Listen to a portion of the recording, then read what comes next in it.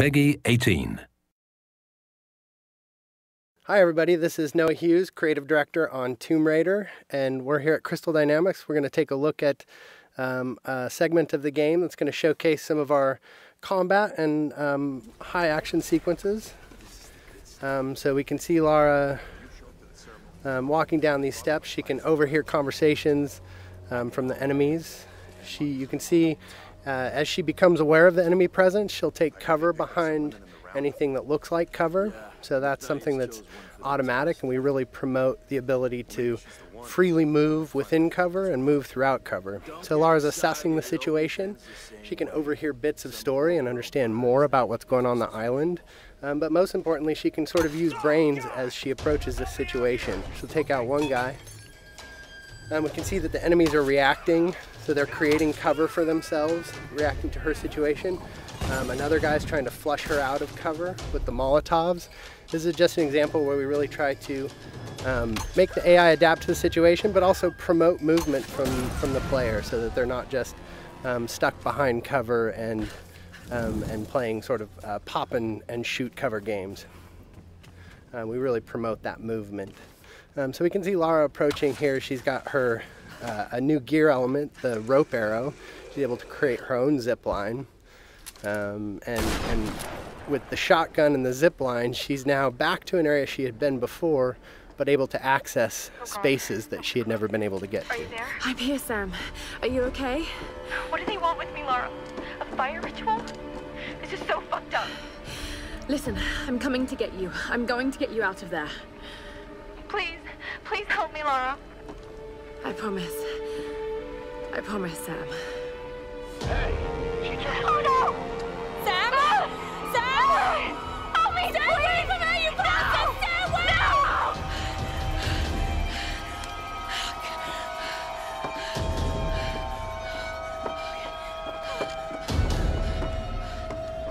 So we can see that Lara's friends, in particular Sam, is in trouble, and she has a very clear goal now, which is to make her way to the scavenger fortress where Sam is being held. So she knows that's down at the bottom of the mountain, and she's going to find a way down. I don't know. Another part of the plane? Keep working. I'll go check it out.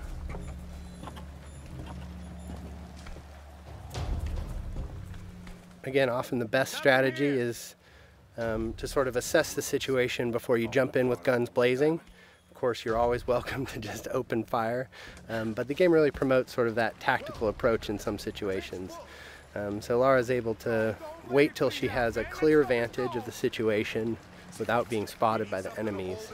She sees an opportunity in the fire, and she's able to open combat by really decimating the enemies with the environmental opportunities and then finishing off any stragglers. Now, last time we showed this space, we took the left route, and this is just an example of a forked path where you can see them coming up the path that we would have come down naturally. But because Lara's observant and she's taken advantage of her traversal in the environment, she can get the drop on these guys in a way that you may not if you weren't necessarily utilizing traversal to progress and keeping your eyes open for those opportunities. So again, Lara using the barrels as part of the environment to sort of create chaos within the enemy AI and take advantage of that chaos. So again, Lara just not necessarily being all about the biggest firepower, but really trying to use a tactical approach to combat.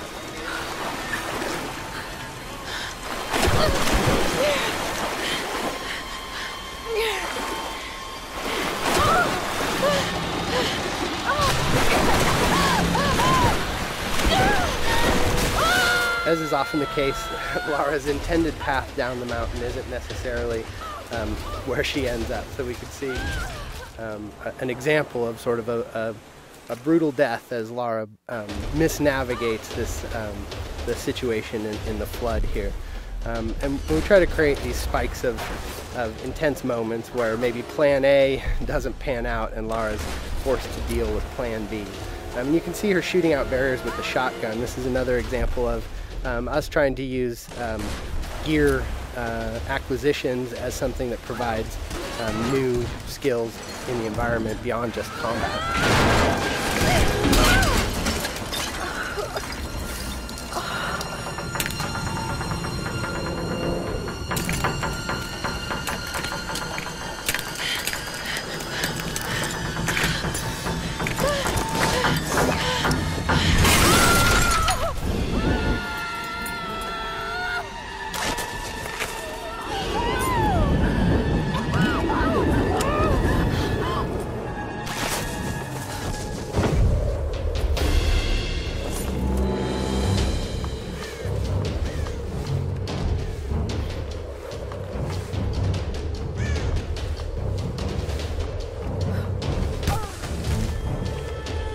can see that Lara's been able to adapt to this turn of events and managed to find her way down the mountain, but is a little bit worse for wear, having gone through a pretty traumatic descent.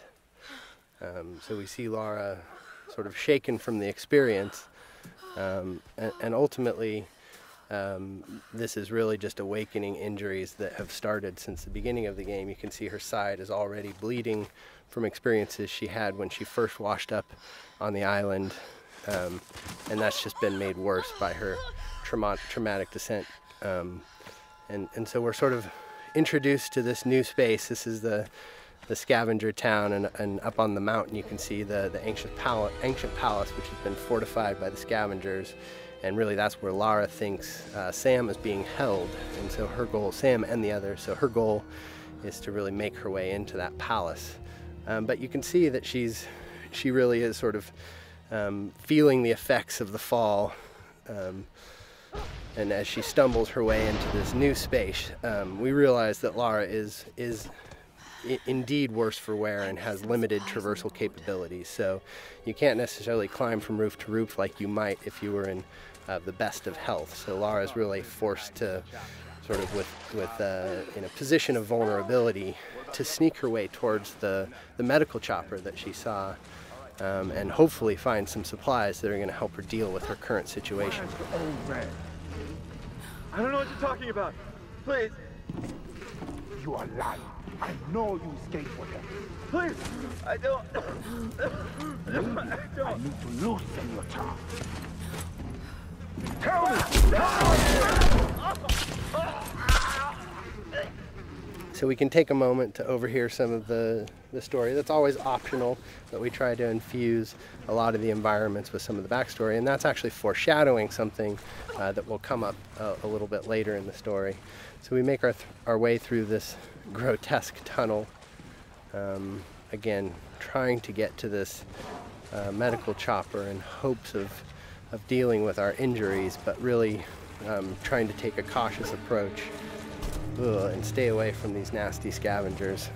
We're starting to sort of get into the heart of it. This is Lara's journey into the belly of the beast, so to speak, and we really see her sort of having to engage in direct conflict in ways that she hasn't up until this point in the game. So we can assess the situation. The guy on the top was a threat. We see an opportunity with a barrel to soften up the enemies here, but this is an example of a trap. Lara stepped in the wrong place and ended up strung upside down, and that's us just trying to keep the player on edge. We have the enemies, the scavengers, really having a presence on the island here, almost a guerrilla approach to combat, where they sort of take advantage of their home court. So we see combat progress from sort of that opportunity to initiate with tactical opportunities, taking out patrolling guards and exploding barrels, but then ultimately sort of being forced to confront them directly in order to get to her goals. And that's something that Lara is constantly dealing with, is this need to do whatever it takes to survive. And if these guys are presenting a threat to her, she's seen what they're capable of, and they're standing between her and sort of her ability to deal with her wounds. So we're making use of cover in combat. Again, this is the soft cover or fluid cover system that really allows Lara to easily slide in and out of cover without really necessarily sticking in place, and celebrating that ability for Lara as a character to make use of her athleticism and movement as she takes on the combatants on the island. So with our piece of gear, our rope arrow, we've been able to pull our way into the crash chopper here, which is where Lara hopes to find something to deal with her injuries.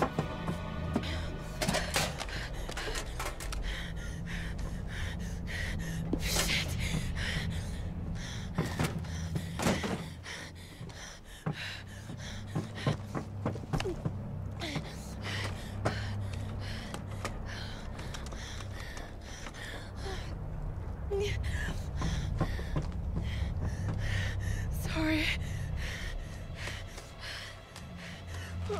All right, thanks everybody for joining us today. Stay tuned. We'll have some more things to show you down the road, but I hope you enjoyed our traversal down the mountain into Scavenger Hub today, and some more glimpses into our combat systems.